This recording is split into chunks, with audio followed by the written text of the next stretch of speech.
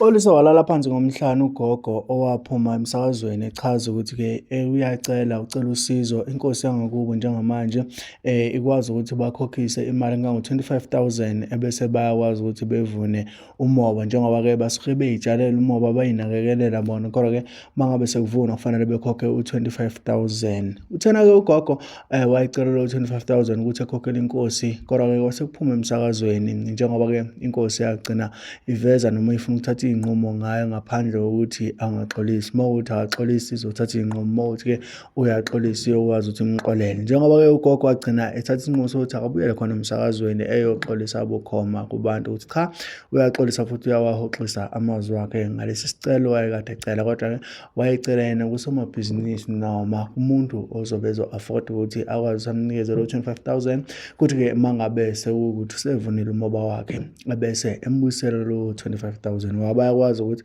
benze imali esuke ingaphezu kwa-25,000. Kodwa-ke ngabuka indlela okwakubekwe ngayo ngazi ukuthi i-profit yayisizoba ncane mangabe bezokhokha u-25,000 enkosini for ukuthi nje kutshalwe emhlabathini. Bafethu, kanti amakhosi awaholi yini? Uma kuwukuthi ayahola pho ayenzelani into ayenza ukuthi ephilise imiphakathi kabuhlungu kanjeni noma-ke ephilise abantu kanzima kanjeni? Gogo-ke thena mangabe echaza laphana-ke Okhosini FM ehamba nabaphathi bethuleleni TV, uthena mangabe echaza wathini?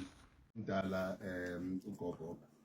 ugogo uzokhumbula ukuthi wabhalela ithuleleni ethi uxakekile ufisa ukucela ukuthola imali engango-25,500 waya-ke kumntu wathi umntu ugogo asikwazi vele sikunikeza imali engango-25,500 kuyoke kumele ukuthi-ke ngesiqale sibone ukuthi-ke ngobani-ke singasiyithatha siyifakele ey'ntweni abangakwazi ukuthi bekusize. Mase ngena kudaba eredweni ngicela ukusho lokhu kumina as a disclaimer kuqala ukuthi 1 akaze kushiwo ukuthi indawo yakuphi, 2 akaze kushiwo ukuthi inkosi nobukhosi obakuphi, 3 awekho amagama abantu amanje gogo nje wayikhulumela ngensimu yakhe njalo njalo, so kungazange kubizwe umuntu. Ithi ngikhumbuzeke kulokho okusho ukuthi umroza akakwazi ukuvuka ekuseni ethi ugogo bekhuluma ngami ngoba kushiwo ukuthi umroza lowo unless umsicathulo zikufitha Cinderella and usungasigqoka, but akazange kushiwo ukuthi umroza wenzeni, akaze kushiwo lutho. But-ke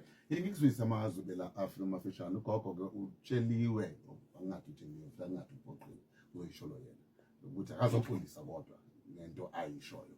Sisithi ukuthi ugogo wayekhala ethi ekhala nendaba yokuthi kumele abe nemali engango-25,000 rand ukuze kwazi ukuthi kuhlahleke umoba wakhe endaweni yobukhosi ahlala khona.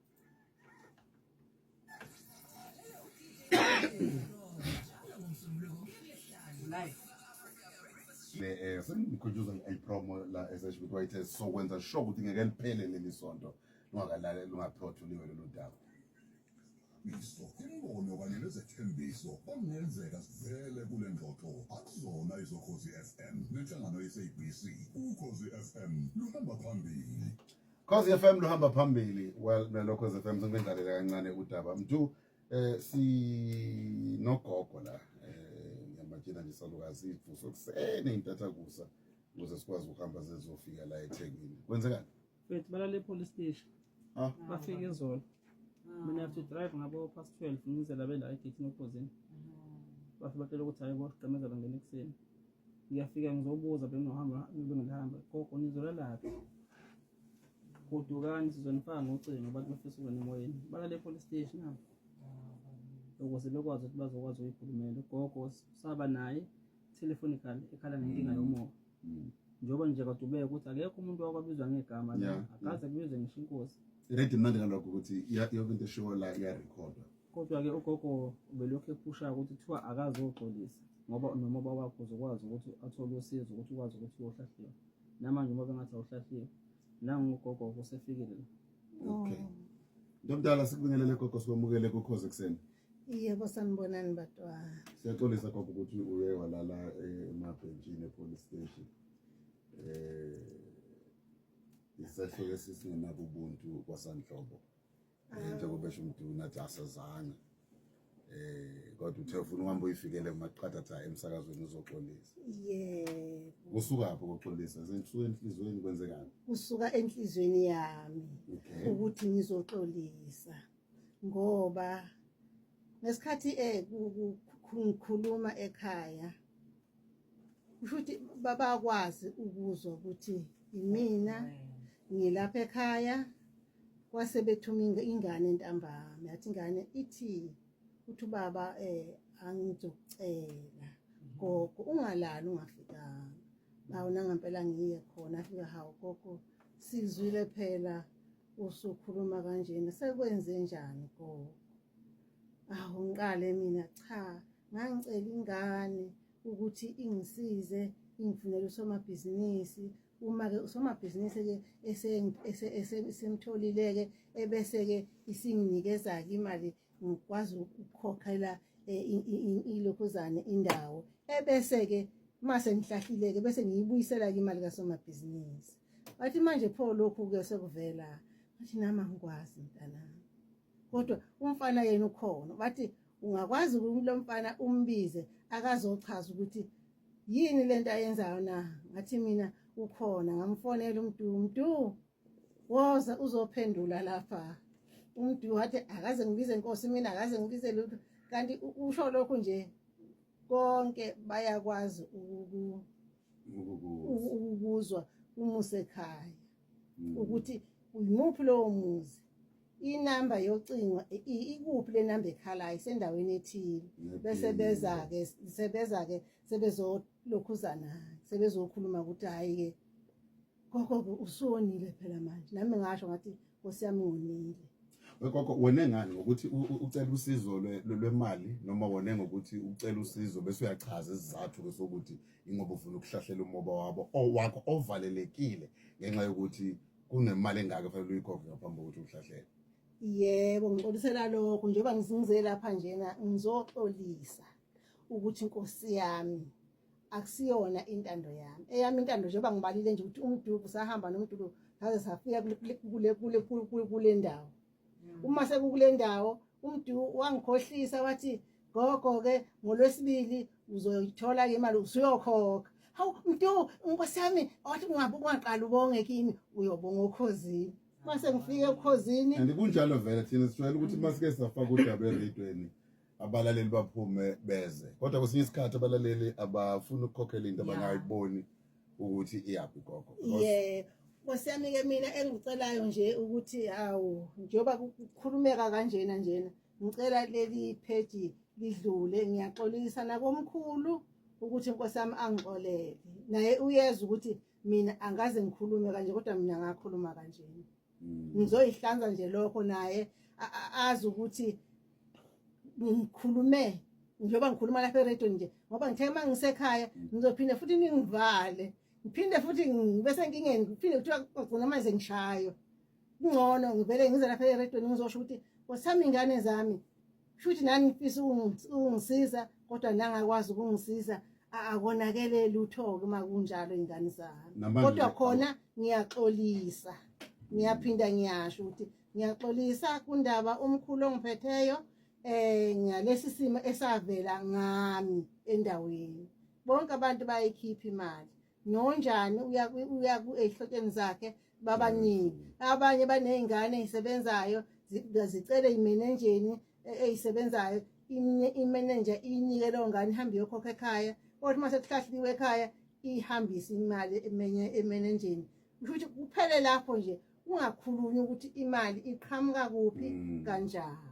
Okay gogo umoba wakho njengamanje awuhlahli ngoba kwaxolisa awuhlahleki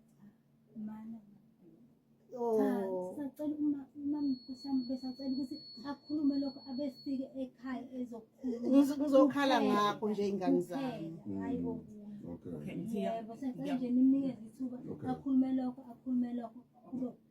ya ngicabanga ukuthi ngiyayithola indaba mthiya ugogo nje njengamanje ucela nje uvele ame lapho engasachazi ukuthi kwenzekeni ngoba nani yebo uma nje ngixolise ingane zami naye futhi ngiyethemba ukuthi ungilalele ngiyaxolisa komkhulu ngixolisa nje kubo bonke ngoba nabantu nje abanye bese bengibuka ngalelo sokuthi hawu lokho ukwazi ukukhuluma izinto ezimbi kangaka kanti uphila kanjani uphila emhlabeni onjani esontweni nje bathi hawu mama sikhonza nawe kodwa yini lento esizwayo ngathi mina hayi njengoba kade ngibeka lapha nje ngithi ngangithenganeni but ayi khuluma into engeke amanga lento oyishoyo hawu bathi inembo ikhulumile gogo ayiyeke mntu yes no iyeke sike understand ukuthi yebo gogo uyaxolisa gogo uyaxolisa yebo ngizoxolisa nje kakhulu yeah yingakho ngize nje lapha ngathi angize ngizoxolisa lapha okwapujuka khona ukuthi inkosi yami ngicela bangixolele nabanye nje abaseceleni ebekade nabo sebecasukile yilento ngicela bangixolele angenzanga lutho nabo sebeyezwa ke manje ukuthi mina ngangenzanga lutho ngangifonela nje usizo ukuthi ngikhiphe ngithola imali ngihambe ngiyokhokha ngigenca umoba ngihambe ngephayindini ubuye ilokhuzane musuhambile umoba ngihambe ngiyohlakula ngophela umoba ugenca unyaka nonyaka ilokho nje ingane zami siyabonga kakhulu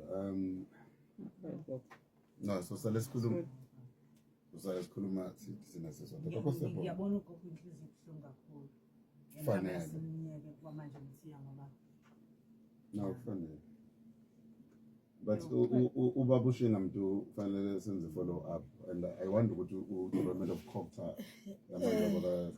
no asekhulumi nogogo siyasikhuluma abasakazi manje gogo uxolisile uqedile dadewethu ngeke ukwazi editorial content ukuthi editor wena khuluma abasakazi right now lokho esikhuluma thina ngokwethu please wenze follow up with ubaba ushinga wayethe uzosort matter makunjalo ke we need to have public protector kubuhlungu South Africa kubuhlungu umphakathi makuthi khona inhlaka ehlulekayo ukusiza masidingo eSouth Africa ke sayivotela again ngicela ukusho lokho akushiwo ugogo kushiwo yina estudio kodwa ingane zami gogo sibonga kakhulu usithola kanjani mfethu sifona inambeni ethu yocingo ethi 0677893082 kanti nase WhatsApp siyatholakala nako TikTok sikhona nako Facebook siyatholakala kanti ke mhlambe lolu daba onjengalolu nendaba zonke